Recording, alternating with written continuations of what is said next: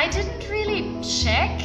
I was kind of thinking about changing my job, and my neighbor Bob, he told me, or he asked me, why don't you come and work at UTR? So I guess Bob is the reason. Yes. I was told about the vacancy by a former co-worker. I was working in another university, and when the term ended, this former co-worker next to me, they were looking for teachers in UTR. So I asked for the information, and I sent mine. A friend of mine sent me through Facebook or through inbox the job offer that he saw in one human resources pool or website that is called Computrabajo. So she saw there it was a little job offer. It just said la Universidad Tecnológica de Otoño is looking for bilingual teachers that are able to teach purchasing management, international commerce, and those parts. And I used to work in those fields in the industry. So I got interested first because it was a public university, and the second point that they were looking for bilingual teachers. When I was at university, my teacher, I had a teacher who's a teacher here, her name is Jacqueline. She told me that the TR needed teachers. And at that time, I haven't finished my major, but I came here to do my internships.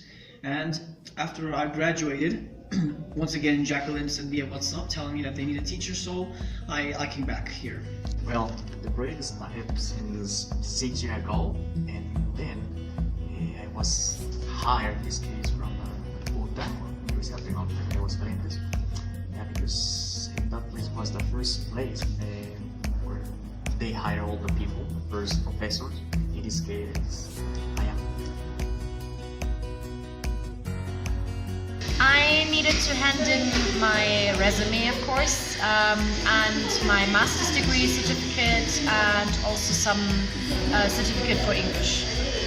Well, it was kind of documents, my university degree, my CV, I think there's nothing else.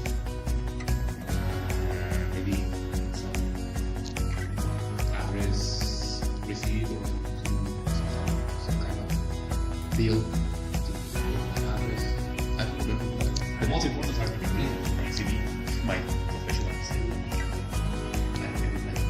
They're like the common stuff for any enterprise, like your curriculum, identification papers, and I guess the main difference would be the English certificate, SEEABOUT or TOEFL.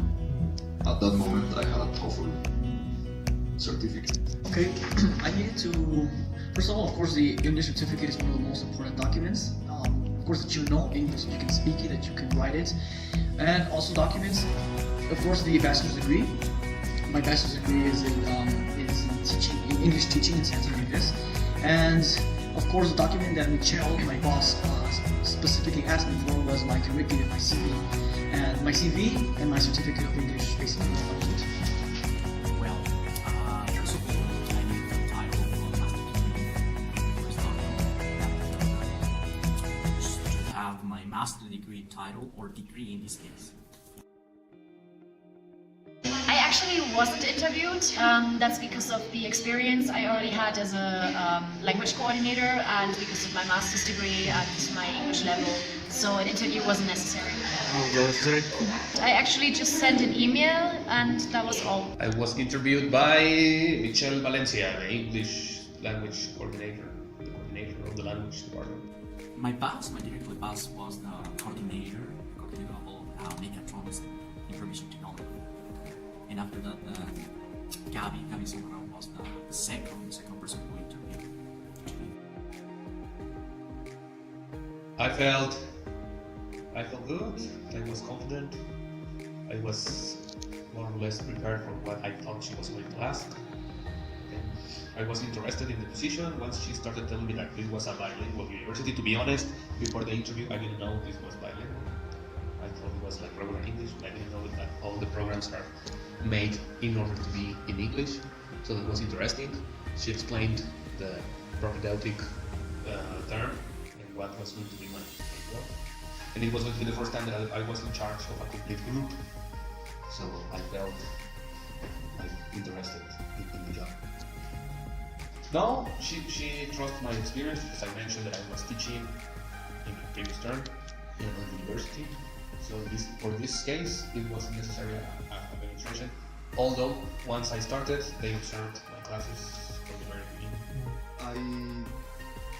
I gave a demo class before teacher Gabriela Zamora, the first director, and some other people that was in the family as well. So I gave a demo class. I received an interview of the one that at that time used to be the department head, and that was it.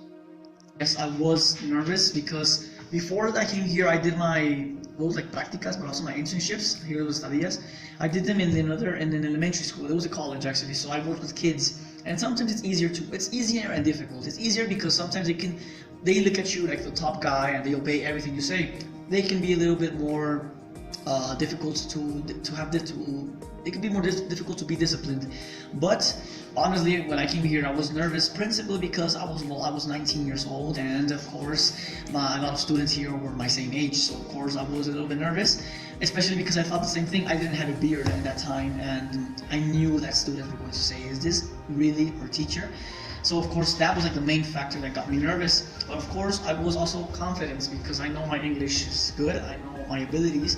I learned a lot of things at my university, and I had a lot of practice at my university, real practice with the children, with my own classmates. So I knew a lot of things. I still know, but I was prepared. I felt like I was prepared.